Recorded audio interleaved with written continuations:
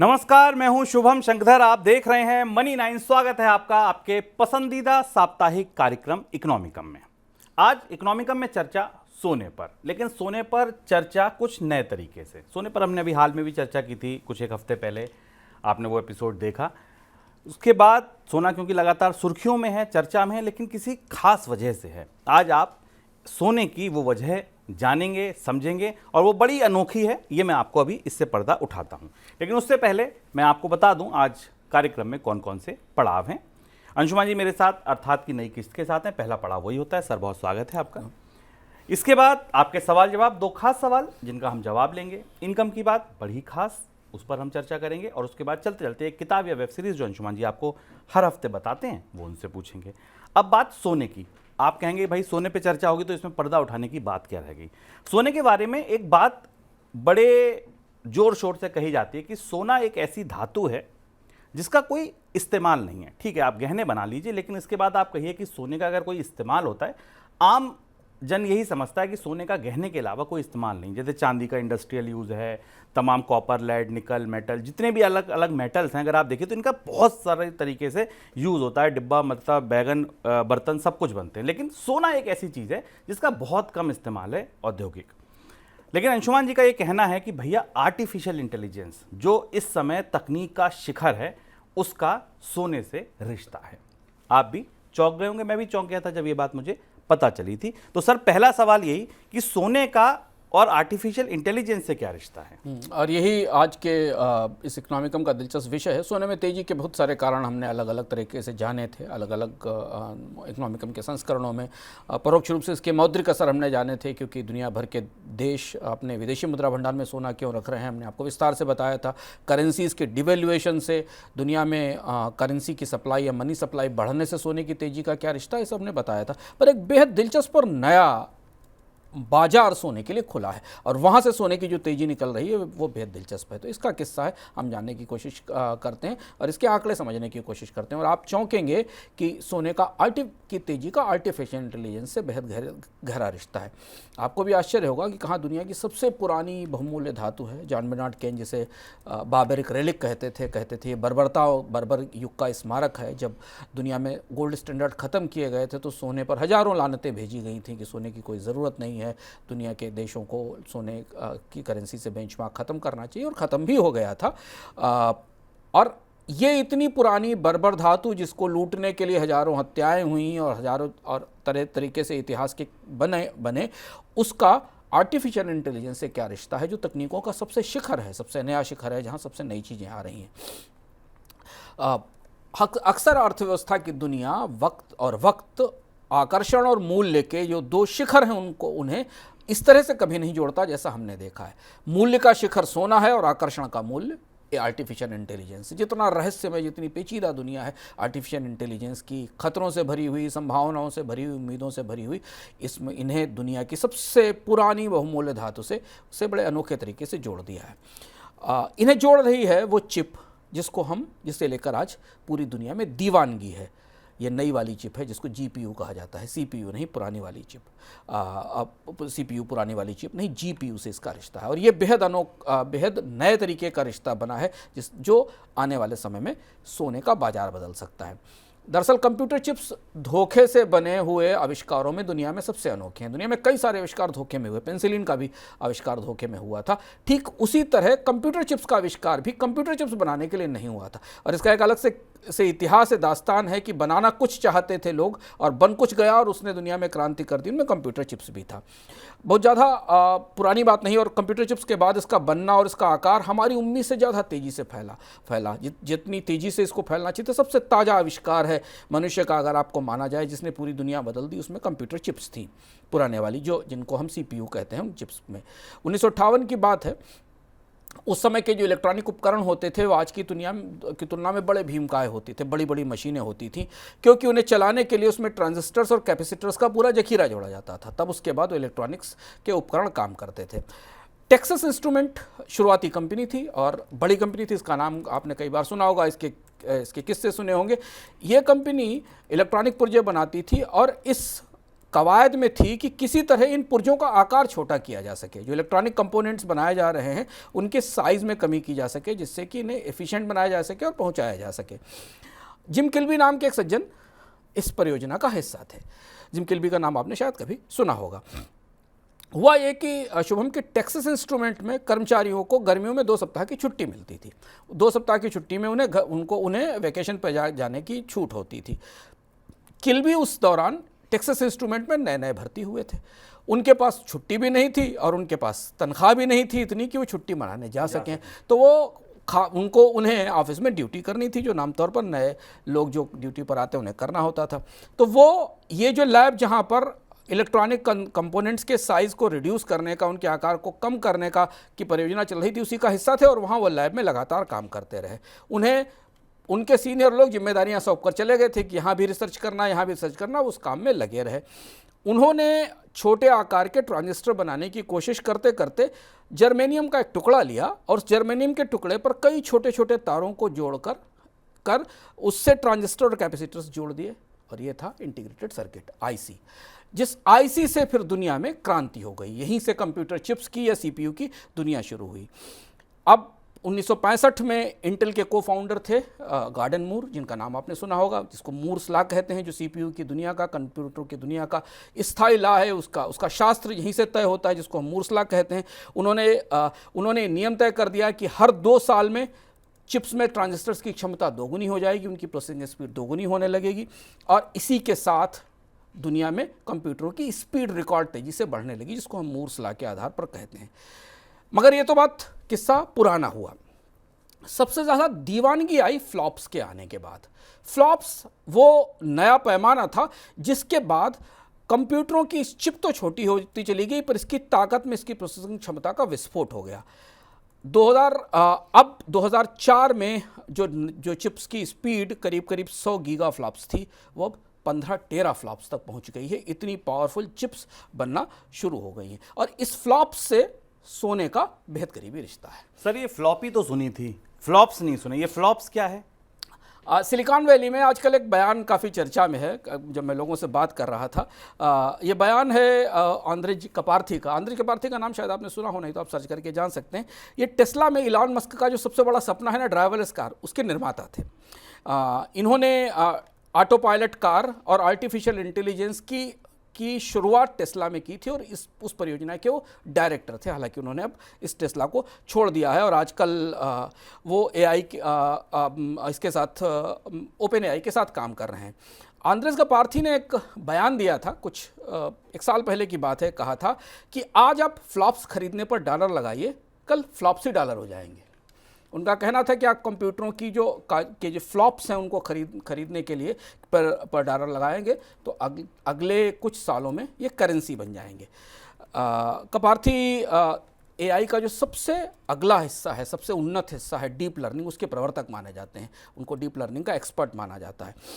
Deep learning में computer लगभग दिमाग की तरह काम करने लगता है। कंप्यूटर का एक ऐसा न्यूरल नेटवर्क बनाया जाता है जिसमें वो अपनी समस्याओं के हल खुद ही खोज लेता है, जिसके कारण आर्टिफिशियल इंटेलिजेंस तैयार हुई और जिसको लेकर तमाम खतरे हैं। तो कपार्थी आजकल ओपन एआई के साथ काम कर रहे हैं। तो ये फ्लॉप्स क्या बला है जिसके करेंसी बन जाने की भविष्यवाणी दुनिया में डीप लर्निंग के जो सबसे बड़े विशेषज्ञ हैं वो कर रहे हैं। फ्लॉप्स एक एब्रीविएशन है, इसका मतलब है फ्लोटिंग पॉइंट ऑपरेशंस पर सेकेंड। ये कंप्यूटरों की खास कामों के लिए क्षमता को नापने का पैमाना होता है। चिप्स की, कंप्यूटर चिप्स की या कि खास कामों के लिए जो क्षमता है उसे नापने का पैमाना होता है। खास काम कौन से हैं? ये सबसे आधुनिक चिप्स की प्रोसेसिंग क्षमता है, जैसे एआई, आर्टिफिशियल इंटेलिजेंस, जिसमें लाखों करोड़ों गणनाएं कुछ ही मिली सेकेंड में करनी होती हैं। क्वांटम कंप्यूटिंग जो उभर रही है तेज़ी से। 3D ग्राफिक मॉडलिंग, जिसमें कि 3 डायमेंशनल ग्राफिक मॉडलिंग की जाती, और हाई स्पीड वीडियो प्रोसेसिंग। ये जो 4-5 बड़ी चीज़ें पुराने कंप्यूटर सिस्टम्स पे या सीपीयू पर से नहीं की जा सकती, उसके लिए जो नए चिप्स आते हैं उनकी क्षमताओं को नापा जाता है फ्लोटिंग पॉइंट ऑपरेशंस पर सेकेंड में, जिसे फ्लॉप्स कहा जाता है। सीपीयू की क्षमता आमतौर पर पूरे कंप्यूटर में कई सारे जो संचालन हैं उनको मिलाकर होती है, पर जब फ्लॉप्स का इस्तेमाल होता है, ऐसा कंप्यूटर के विशेषज्ञ मानते हैं, तो इन खास बेहद हाई स्पीड ऑपरेशंस को चलाने के लिए उसकी क्षमता में इसका इस्तेमाल किया जाता है। अब सूचना बाजार, तकनीक बाजार की सबसे सनसनीखेज कंपनी का तो नाम आप जानते होंगे, एनवीडिया। एनवीडिया अब जो ग्राफिक प्रोसेसिंग यूनिट बना रही है, जीपीयू बना रही है, उसमें रिकॉर्ड अधिक से अधिक फ्लॉप्स भरने की होड़ है, इतना है, उन्हें उस स्पीड तक पहुंचाने की होड़ है जिस स्पीड की कल्पना हमने कभी नहीं की थी। और इसलिए कपार्थी ने जो बात कही उसकी वजह क्या है कि फ्लॉप्स के कारण जीपीयू की कीमतें सोने की तरह बढ़ी हैं, सोने से ज़्यादा बढ़ी हैं। एलन मस्क का एक फेमस बयान रहा है पिछले दिनों में, मैं यही चर्चा में था कि जीपीयू से तो ड्रग्स सस्ती है।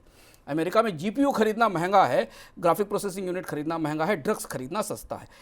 अब उन्होंने कहा कि ऐसा लगता है जैसे पूरी दुनिया और उनके डॉग्स तक, लोगों के घरों के डॉग्स भी जीपीयू खरीदने निकल पड़े हैं। इस समय 800 GB 80 GB और HBM ME2E मेमोरी का जीपीयू 30,000 से $50,000 का है। एक ग्राफिक यूनिट जो बाजार में उपलब्ध हो $50,000 तक की है। कि जीपीयू की इसी मांग का नतीजा है कि इस तकनीक की जो सबसे दिग्गज कंपनी है एनवीडिया, वो इस साल अप्रैल में एप्पल को पछाड़ के अमेरिकी शेयर बाजार की सबसे बड़ी कंपनी हो गई, सबसे बड़ी कंपनी बन गई, $2 ट्रिलियन की कंपनी हो गई। और पिछले एक साल में इसकी कमाई में 263% बढ़त हुई, क्योंकि एप्पल को जीपीयू खरीदने के लिए एनवीडिया के पास जाना पड़ता है, एनवीडिया उसके जीपीयू बना रही है। तो सर ठीक है, जीपीयू बहुत इंपॉर्टेंट चीज़ है, फ्लास्क उसमें उसकी गति को नापने का कह लीजिए या पैमाइश का एक पैमाना है, ये समझ आ गया। सोने का फ्लॉप से क्या रिश्ता है? क्योंकि सोना दुनिया की सबसे आधुनिक तकनीक का सबसे ज़रूरी कच्चा माल हो गया है। यानी दुनिया की सबसे आधुनिक तकनीक है आर्टिफिशियल इंटेलिजेंस, जिसके लिए आपको फ्लॉप्स की जीपीयू की जरूरत है, उसमें सोने का इस्तेमाल कच्चे माल के तौर पर होने लगा है। आमतौर पर जैसा शुभ ने आपको बताया कि चांदी को इंडस्ट्रियल मेटल माना जाता था कि चांदी का इस्तेमाल औद्योगिक उत्पादन में होता है। सोने को यह पहचान कम मिली थी, क्योंकि सोना या तो करेंसी के विकल्प के तौर पर, इन्फ्लेशन हेजिंग के तौर पर इस्तेमाल होता था, या ज्वेलरी में के कामों में इस्तेमाल होता था, इलेक्ट्रॉनिक सामानों में थोड़ा बहुत इस्तेमाल था, पर इतना अधिक किसी बड़े उद्योग में इस्तेमाल नहीं दिख रहा था। एनवीडिया जिस जीपीयू को बना रही है शुभम, उसको बनाने में वो गोल्ड का इस्तेमाल करती है, सोने का इस्तेमाल करती है। इस समय जीपीयू बनाने की जो 3 सबसे महत्वपूर्ण धातुएं हैं, उनमें टेंटुलम है, टंगस्टन है और टिन है। इसके साथ चौथी सबसे महत्वपूर्ण धातु गोल्ड हो गई है, सोना हो गई, जिसके बेस पर जीपीयू में इसका इस्तेमाल किया जाता है। एक महंगी धातुओं का प्लेटफॉर्म है शिफ गोल्ड। उसने एक बड़ी दिलचस्प रिसर्च की, जिससे उसने पता चलाया कि आखिर गोल्ड का एनवीडिया के चिप से या जीपीयू से क्या रिश्ता है, गोल्ड की कीमतों में तेजी का इससे क्या रिश्ता है। तो उसने ये पाया कि जो ऊंची फ्लॉप्स वाले या ऊंची कंप्यूटिंग क्षमता वाले जो चिप्स हैं, जो जीपीयू हैं, जिनकी सबसे ज़्यादा डिमांड बढ़ रही है आर्टिफिशियल इंटेलिजेंस के लिए, इन्हें बेहद तेज रफ्तार सर्किट चाहिए अंदर बनाने के लिए।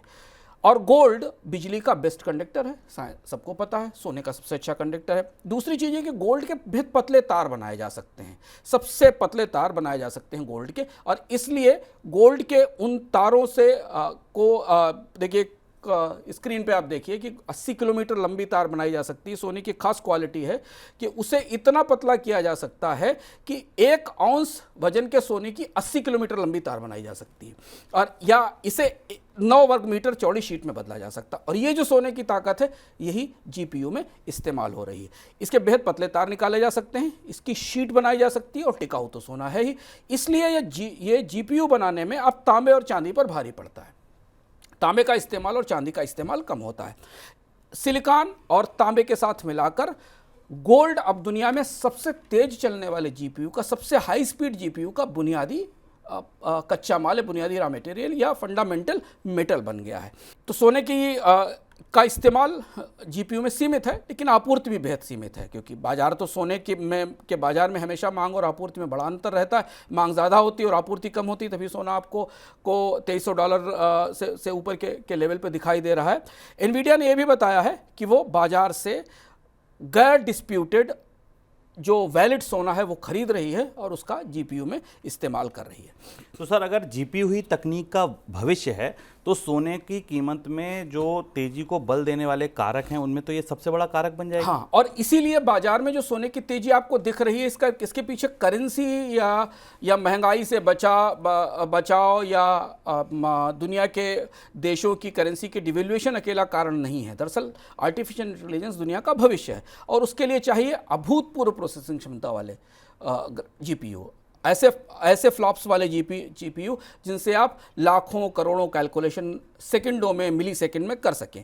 और चिप्स में जितने फ्लॉप्स बढ़ाने होंगे, उतनी ही ज़्यादा सोने की ज़रूरत होगी। ऐसा ग्राफिक प्रोसेसिंग यूनिट या जो आर्टिफिशियल इंटेलिजेंस का उद्योग है मान रहा है।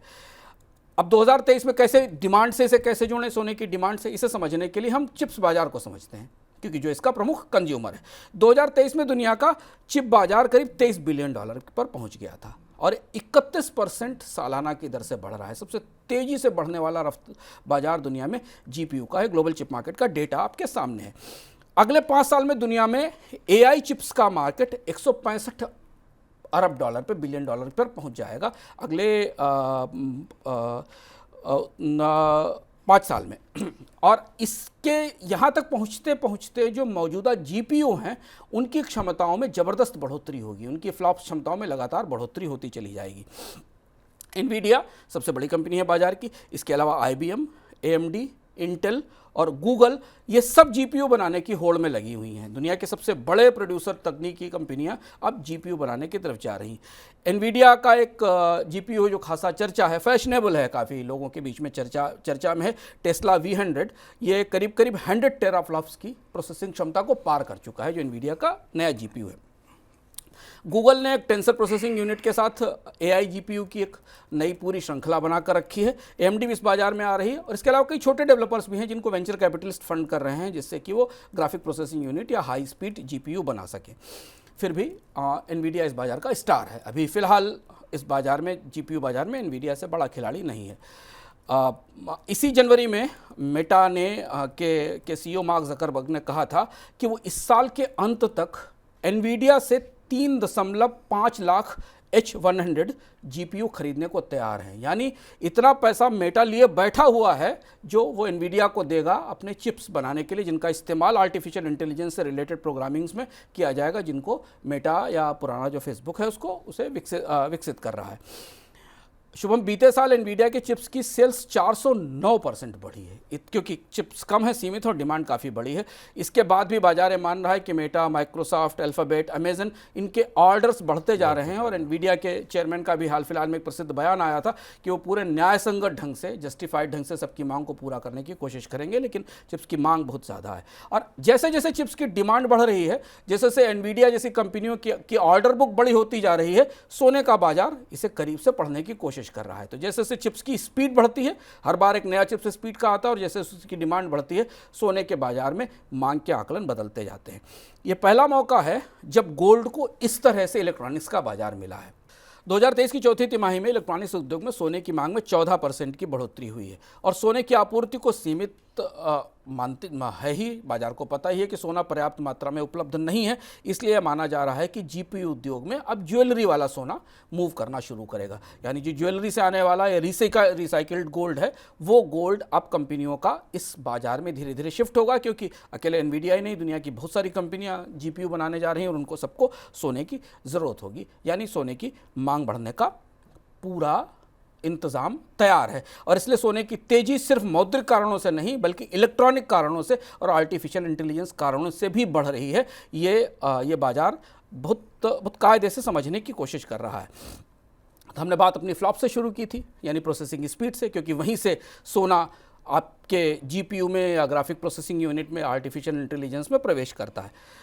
ताज़ा हिसाब ये है, हम इस ट्रिविया के साथ, इस जानकारी के साथ आपको छोड़ के जा रहे हैं। ताज़ा हिसाब ये है कि अगर आपको एक स्पीच रिकॉग्निशन वाला मशीन लर्निंग मॉडल बनाना है जो आपकी आवाज़ पहचान कर काम कर सके या जानकारी कर सके, तो उस एक मॉडल के लिए जितने मैथमेटिक कैलकुलेशंस की ज़रूरत होगी, वो पूरी दुनिया में जितने भी सैंड के पार्टिकल्स हैं उससे ज़्यादा है, अगर आपको स्पीच रिकग्निशन का डीप लर्निंग का मॉडल बनाना है।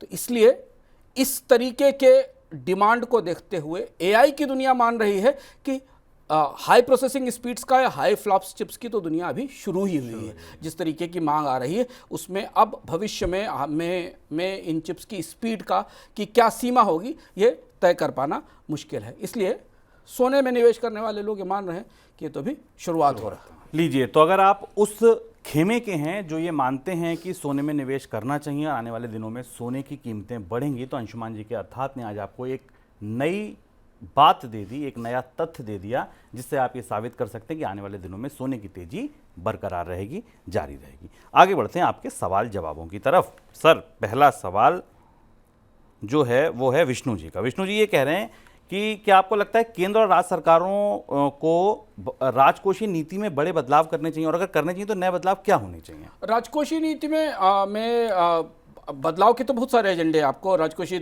सुधारों का, खर्च के सुधार का, टैक्स के सुधार के एजेंडे तो हर सरकार के सामने आते रहते हैं। बदलाव कितने होते हैं ये अलग बात है, पर सरकारों के लिए अपना खर्च कम करना बेहद ज़रूरी है, क्योंकि कर्ज की जो स्थिति सरकारों पर है उसके लिए सरकारें या तो कर्ज लेंगी और या फिर टैक्स लगाएंगी। तो जब तक सरकारें अपना आकार छोटा नहीं करेंगी, अपने फालतू के खर्च कम नहीं करेंगी अपना, तब तक हम इस स्थिति में नहीं पहुंचेंगे कि टैक्स और कर्ज के सही संतुलन के जरिए लोगों की खपत को प्रोत्साहित किया जा सके। होता यह है कि सरकार कर्ज लेती है और हमारी खपत पर ज़्यादा से ज़्यादा टैक्स लगाती है, और इसलिए लोगों के जीवन स्तर को बेहतर करने में जिन चीज़ों की मदद मिलनी चाहिए वो नहीं मिलती है। और ये समस्या बड़ा चिरंतन है, स्थायी और नितांत है। राजनीतिक दलों की सरकारें बदलती जाती हैं, भारतीय बजटों का स्वभाव, भारत के बजट प्रबंधन का स्वभाव, राजकोषीय प्रबंधन का स्वभाव बिल्कुल नहीं बदलता।